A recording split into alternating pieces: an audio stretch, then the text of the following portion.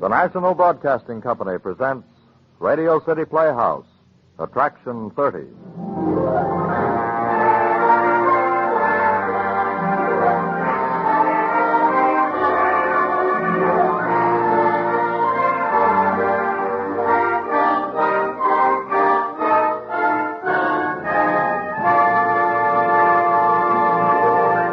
Ladies and gentlemen, here's the director of Radio City Playhouse, Harry W. Duncan. Thank you, Bob Warren.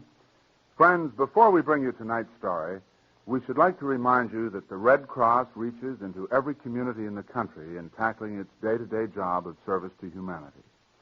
As Americans, we are the Red Cross, because the Red Cross in action is America in action. The job for 1949 is tremendous, and $60 million are needed. We respectfully urge you to give generously. It is through the Red Cross that each one of us can give something of our own plenty to those who are sick, hungry, homeless, and frequently hopeless. And now here is tonight's play, true, we think, to the Radio City Playhouse tradition of a good story expertly told. Blind Vengeance by George Bellack, starring John Larkin as Emmett with Elspeth Eric as Helen. Attraction 30 on Radio City Playhouse.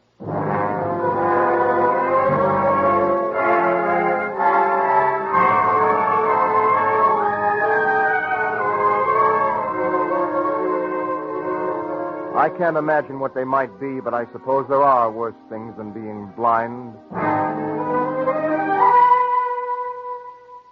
Maybe one of those things is death. Maybe death is worse than blindness. I don't know. When you can see, there are a lot of little things you take for granted. Striking a match and bringing it unwaveringly to the tip of your cigarette. Buttering a crust of bread neatly. Eating soup without spluttering it all over everything.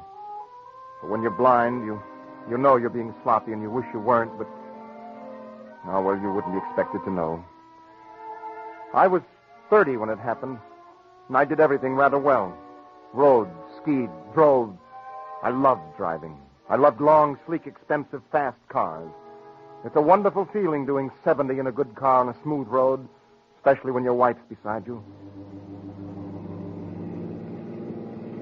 Emmett, darling, please, that's too fast. Helen. Well, it is. I don't like it. It makes me nervous. Now, you leave it to Emmett, boy. Steady as the Rock of Gibraltar. Slow down. You know, that center line reminds me of adhesive tape unwinding from an endless white roll. I think it's smart aleck stuff, and I don't like it. Oh, Helen, for Pete's sake, stop being stuffy. Cars like this are made for speed. Crazy to take chances like this. I'm asking you, please. Emmett!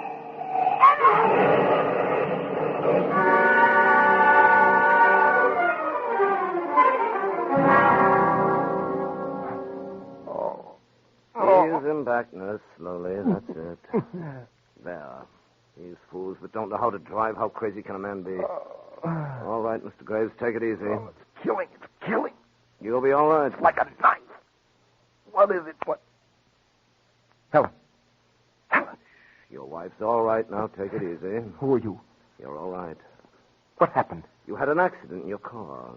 Where am I? In the hospital. I'm Dr. Summers. You're in the hospital and you're safe, and your wife's right next door. Now take it easy. Oh. Another half grain of morphine now.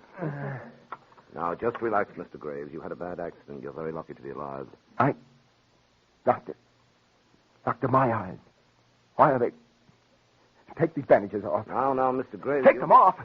You hear me? Take them off. Please, Mr. Graves. Hypodermic nurse. Yes, sir. Now, this will just sting for a second, just for a second. What are you doing to me? What are you doing? Just to quiet your nerves. Why are my eyes bandaged? Relax. That's it. Easy.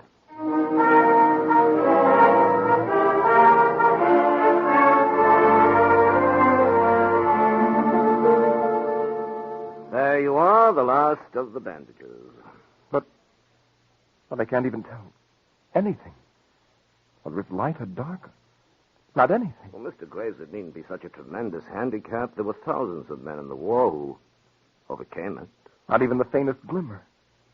I was sure I'd be able to see something, a light bulb, a fire, or something. I know it's been a terrible shock.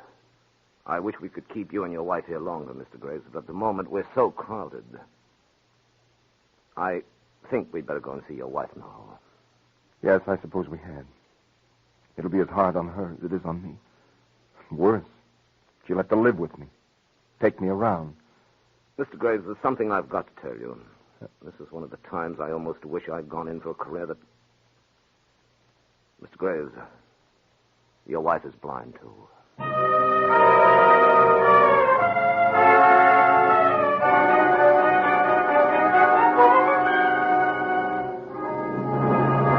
No! That's final. I will not go back to New York where everybody knows me and can feel sorry for me. All right, Emmett.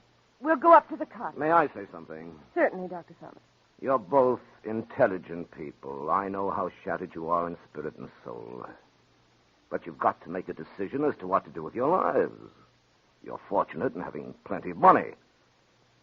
I don't mean to preach a sermon. Adjustment is a tiresome word, but it's important, very important. Emmett, we could have Barnes and Mrs. Ransom go up ahead of us. Perhaps, Dr. Summers, you could arrange for somebody to drive us from here. Of course I can. Don't be frightened, Emmett. You've always loved the sea. We'll be all right. I know we will.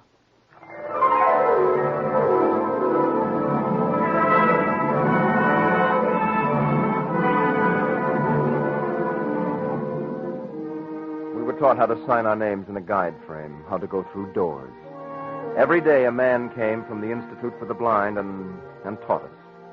We had a model of the house made, and we fingered it until we were perfect. We knew how many steps between every room, what furniture stood where. And we learned the 40 yards of shore so that we could stand anywhere and yet still find our way back to the house. The teacher they sent us was a dull-witted chap that had bad breath and... No, I guess he was all right. I guess it was me. But when he finally stopped coming, I was glad, very glad. Helen and I used to practice when we were alone. We'd practice going up and down stairs smoothly and confidently. I'd go up and wait for Helen. Then I'd go down and wait for her at the bottom.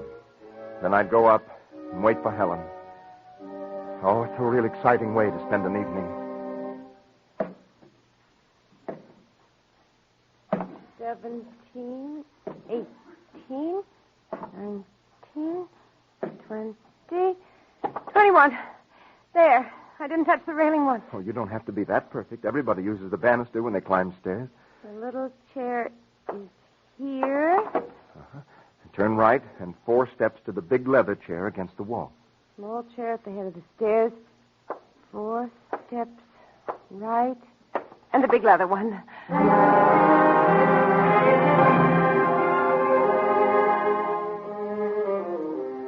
Everything was where it should be. Everything normal, everything just fine. Except for that small, hard kernel of fear that stuck in my chest like a lump of lead. Always just a little afraid. It wasn't a real frightening sort of fear. Just a tight little knot of dread. As the days dragged on, I began to hear things I'd never heard before.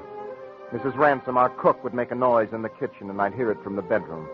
Or Barnes, our chauffeur handyman, would be in swimming, and I'd hear him over the sound of the surf. I would strain to absorb the sound, absorb it with my skin, my hands, the soles of my feet. Helen didn't feel as nervous as I did. I'd lose my bearings for a few seconds, lose my sense of direction, and I'd panic. Just stand still and clench my fists and shake. And that's the way I was the first time it happened. Helen had gone down to the beach with Barnes. Mrs. Ransom was off to get our milk from a neighbor. I was alone in the house. I walked into my bedroom, and right at the door I knew something was wrong. I walked in and stood in the middle of the room. The skin on my arms turned hot and cold, and a column of ice formed along my spine. I strained. I ached to hear, to sense, to feel. And then I knew someone was in the room with me.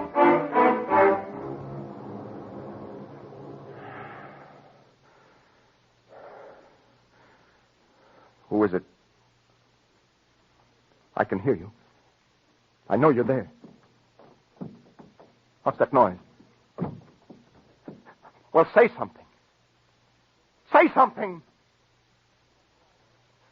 Look, I'm blind. I can't see you. It's very frightening not to know. Well, just don't stand there staring at me. Say something, dear God. Don't you understand? I'm blind. I know you're there. Say something! I got to get out of here. Helen! Helen! Mrs. Ransom! Mrs. Ransom, help me! Somebody help me! Helen! Helen!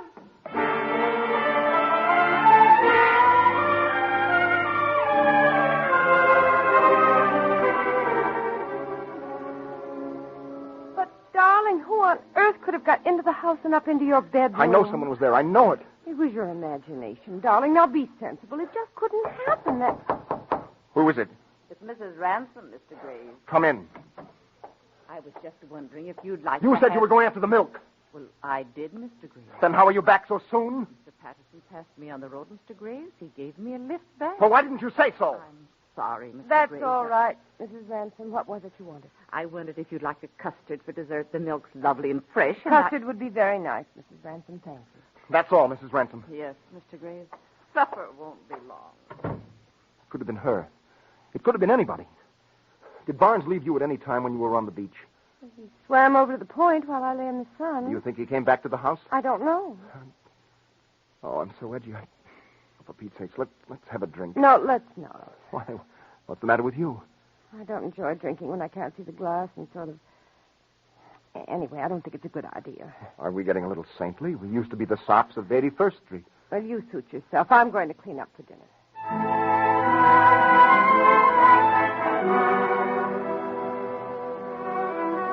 I started then to think about killing myself. I wondered what it would be like. Would it be quiet and serene and... Or would it be... Well, I started to think about it. I'd even suggested it to Helen. She was very annoyed and very upset.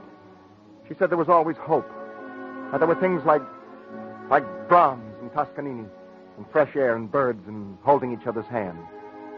She made me feel ashamed for ever thinking that suicide could be a part of people who love each other and who are normal.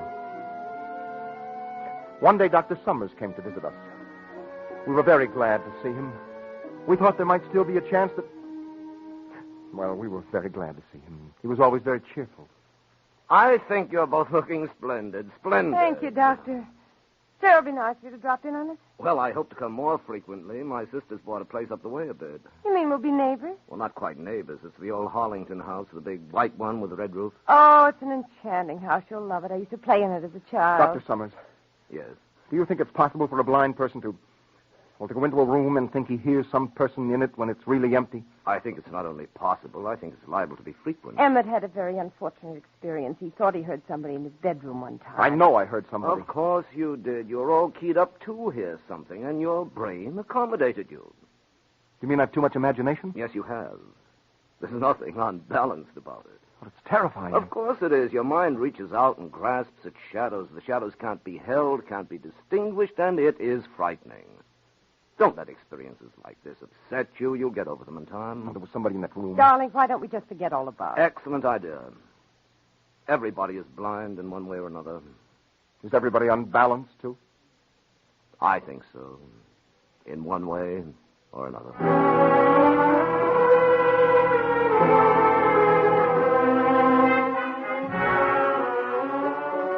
That night after Dr. Summers left was the first night I had to talk myself to sleep. I was afraid to get up and get a sleeping powder. I was afraid I might take the wrong thing and make myself sick. I didn't want to wake Helen, and it seemed churlish to wake Mrs. Ransom of Barnes. So I talked to myself. Not loud. Low and softly. Nobody could hear me. Helen slept in the next room. When I talked to myself, it shut out the disturbing sounds. All the millions and millions of other sounds. The night, the sea, the crickets. I never knew there were so many sounds. To try to keep the sounds out, I'd lie on my back and gently rub my chest with both hands from side to side, and I'd talk very softly. Nothing but the night. Alone. It's cool. Good night to sleep. Good night to sleep. What's that? Helen? Is there someone... Whoever you are, you're at the window. I'm going to get out of bed and come over. If you want to kill me, why, this is your chance.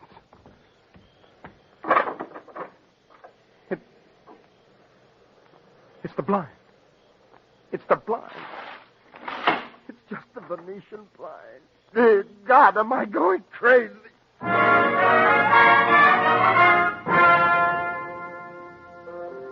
I couldn't go back to bed. I felt for my robe, my slippers. I gripped the wall and walked carefully to the door of my room. My hand glided over the chair, the bureau, felt the open door. I walked the 10 steps to the big leather chair, then 4 more to the top of the stairs. I made the left turn, and suddenly there was nothing there. No wall, no banister, no small chair, just space. And though it seemed like a million years, I balanced on the edge of a knife, my arms beating the air uselessly. And then like a lump of clay, I fell. Ah! Helen! Helen! Helen, help me! Emmett! Emmett, where are you? Here, I fell. Over here, the stairs. I'm halfway down the stairs. Oh, my darling, what happened? What are you doing out of bed like this? Barnes! Darling, are you hurt? I fell. I Are fell. you all right? My side. Darling, you shouldn't get up at night all by yourself. Help me up. Barnes! I'm coming, Mrs. Graves. Something's gone. Something's holding me. For God's sakes, what's holding me? What is it, Mrs. Graves? What's happened? But, oh, Mr. Graves, are you hurt? What is it? Help him. Get him upstairs. Oh, the belt of his robe got tangled in the railing. Oh. Yeah, there. Now, lean on me, Mr. Graves. Are you all right? No, don't lift me up. Just let me sit here a minute. Helen, sit here with me, please. Is there anything on the stairs, Barnes? No, Mrs. Graves. All right, you can go back to your room. Are you sure there's... You heard what she said. That's what you paid for to do as you're told. Now go back to your He room. doesn't mean it, Barnes. Please, go back to your room. If I need you, I'll call you. Okay, Mrs. Graves. If you want me, just shout. I won't go to sleep until you tap on my door. Thank you, Barnes. Emmett, what happened? Darling, you're shaking like a leaf. I thought I heard somebody at the window, and I got up. It was the Venetian blind slapping against the sill. I thought I'd come downstairs for a while. I got to the head of the stairs, and I fell. Are you all right? My ribs, hurts me to breathe. I think I hit my side when I fell. Oh, Helen, I'm so afraid. I might have been killed. Now, there, now. Please, let's go back up and get you to bed. I'll bring you a glass of milk. Helen. What? I've got it. I've got it now. Got what? Somebody moved the chair. Somebody what? Help me up, quickly. What is it, Emmett? Help me up. Can't you understand English? Yes, dear, I can understand English. Now, hang on to the rail. All right? Yes. Yes, I'm all right. What do you mean somebody moved the chair? I've got to feel it. To feel it. To know that...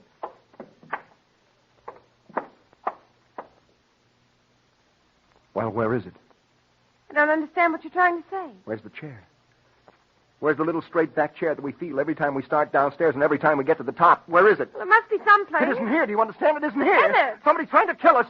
Trying to kill us. Do you hear? I'm going to call Dr. Summers.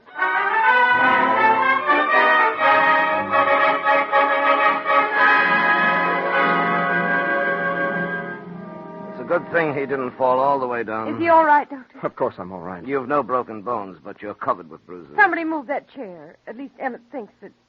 Well, it isn't there now anyway. What chair? Well, there's supposed to be a small straight-back chair right at the top of the stairs. We touch it every time we start down, and then we always know that when we feel it on the way up, there's only one step left. The little chair with the plaid seat. Yes. I can see it from here. You what? Yes, a little straight-back chair with a plaid seat. You're lying. You're trying to trick me. Mr. Graves, I can see a plaid chair from where I'm standing in this room. It's at the head of the stairs against the railing. I'm not used to being called a liar. I realize you're upset, but I'd appreciate it if you'd remember your manners. Good night.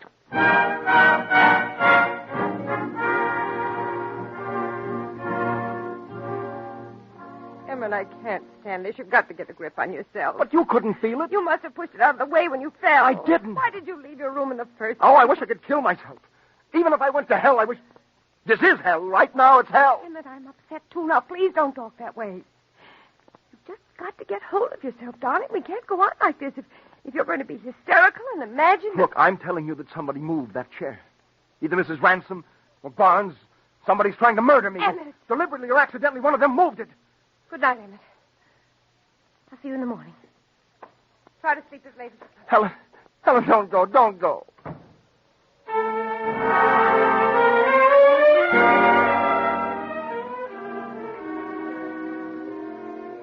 I was alone again, back in bed. Alone with the noises. Only this time it hurt to rub my chest. The shadows crept in like 1,000 visions that can't quite be seen. I was on a horse, galloping under the skies. I could see Helen as she used to be. Lovely, gay, gentle, tender. And then everything seemed to come together and go round and round and round. And away at the back of everything came the blackness of sleep. Closer and closer and closer and closer.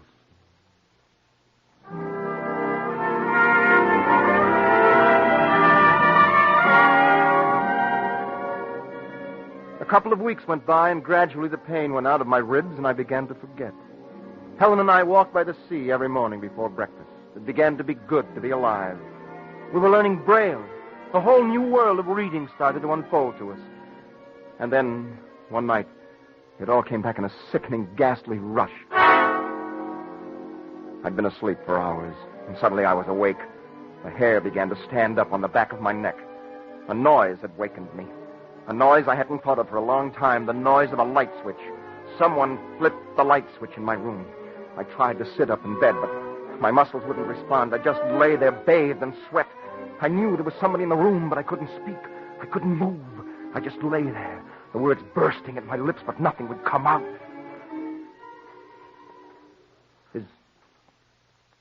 Is there somebody there? Barnes? I can hear you, Barnes. Barnes, please don't hurt me. I'm in bed. I'm helpless. I'll give you money. I've already arranged that you and Mrs. Ransom will be taken care of. You don't have to worry, Barnes. Barnes, please. Or kill me if you have to, but say something. Say something. What are you doing? What are you doing? Dear God in heaven, help. Oh, thy kingdom come, thy will be done enough as it is in heaven. I did hear it. Helen! Helen! I'm coming, Helen! I'm coming! Oh! I'm coming, Helen! Just a minute! Helen! Emmett! Darling! Emmett, help me! I'm here, darling, I'm here. There, he's in that closet. I felt him. He passed me. He's in the closet. The man. Call Barnes. Hang on to yourself. You had a gun in here once, didn't you? I don't know. Barnes has one. It is Barnes. No. Yes. We'll do something. We can't just stand here. Mrs. Graves! Barnes, come here quickly. But who if it isn't Barnes, then who's in there? Barnes! What is it, Mrs. Graves? Mrs. Graves, what's the matter? What is Barnes, there's somebody in that closet. Mrs. Graves felt him go past her. He was in my room first. Well, I'll soon find No, out. Barnes, wait. Now, be careful. He may be... Well, if there's somebody in the closet, the best way to get him out is to open the door. What is it?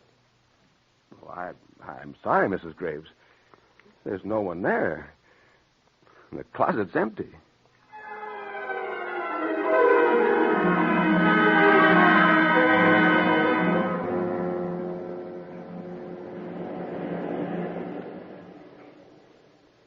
I can't stand it any longer, Emmett. Not any longer. We can't stay outside any longer, Helen. It's cold. We'd better go back in. Barnes and Mrs. Ransom will be worried. Darling, there was nobody in the closet, and it was all our imagination. We've had a bad shock. And, honey, don't you understand? I've had all this, too. The chair, the hundreds of times I've thought that I was hearing things, and it's just being blind. It's just being blind. Now, come on. We've had a terrible fright, and it's late. And we can't sit out here all night. How high have we come? Oh, we've come too high. We just passed the end of the rear wall. We shouldn't go any farther. Go to the top. What difference does it make if we do fall over? Maybe it would be best to fall over and down and end it all together. Helen. Why not? Why not just end it now, easily and quickly together? Stop it. I just can't stand it. I just can't stand being blind. I hate it. I hate everything about it. I'll never adjust, never, as long as I live. Helen, it'll be all right. Darling, I know what you're feeling. I felt it. I'm uncoiling somehow. It's going to be better now. But this is a stage we both go through. I went through it first. I could jump from here. This would be high enough. Must be 100 feet down, even from here. Would the sea be very cold now? And Helen, stop it. Let's get down out of here. would the rocks be hard enough to kill me from here? Helen, stand up. All right. Here. Now, take my arm. Yes, Emmett. Now. It's a lovely night. There's a cloud over the moon, and the sea is very black. But every once in a while, a star catches it, and it's lovely.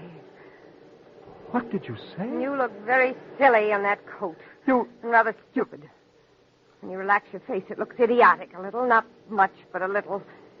And even from here, I can see your beard, stubby and dirty. Dear God, what's happening? I can see, Emmett. I've been able to for some time now, for about 6 weeks. Then you... I switched the chair. I was in your room. I rushed back to my own and screamed because I hate you. Helen. You made me blind, and you made my face a twisted, horrible mask. No. The scars are blue, Emmett. They're pale blue and purple, and they're all over my face and neck. Helen, no. You did that. You and your slick, fast, expensive automobile and your puling, stupid, smart-aleck little mind. You were showing off at 70 miles an hour. Oh. I was hoping you'd jump off here yourself or cut your throat or turn on the gas in the kitchen, anything. Helen, keep away It'll from me. only take a moment. Helen, don't touch me, Helen. Go right on the edge now, Emmett. If you move so much as 6 inches, you'll fall over. Helen, no. So I'm just going to reach out. Helen, don't. Let go, Helen, let go.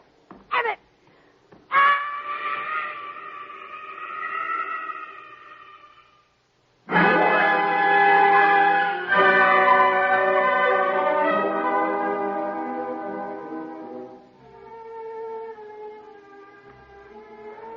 We must have been very near the edge. She fell all the way, right down to the rocks. I slipped, stumbled, but managed to keep my balance. I sat there all night, wondering what she looked like down there, all broken and... Barnes found me the next morning. I told them I pushed her, and why I pushed her. But they don't believe me. Dr. Summers feels I should be kept here, in this sanitarium, they call it. He doesn't believe me. But you believe me, don't you?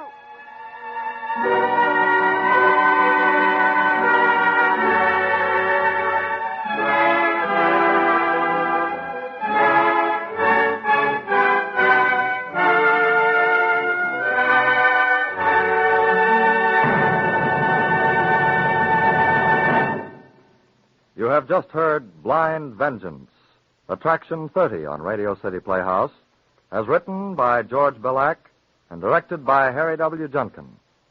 Emmett was John Larkin. Helen was Elspeth Eric.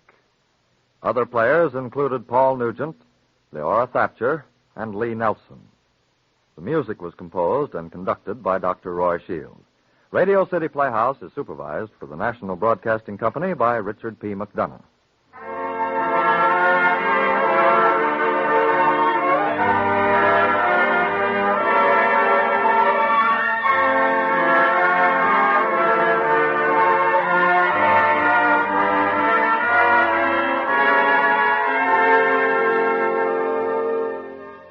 This is Harry Junkin again. Our sincere thanks to John Larkin and Elspeth Eric for a truly memorable performance. Please join us next week for another exciting story on Radio City Playhouse. Good night, everybody.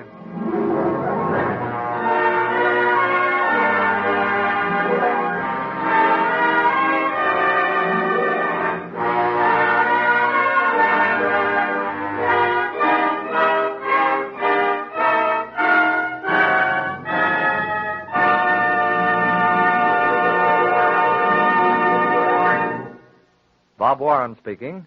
This is NBC, the National Broadcasting Company.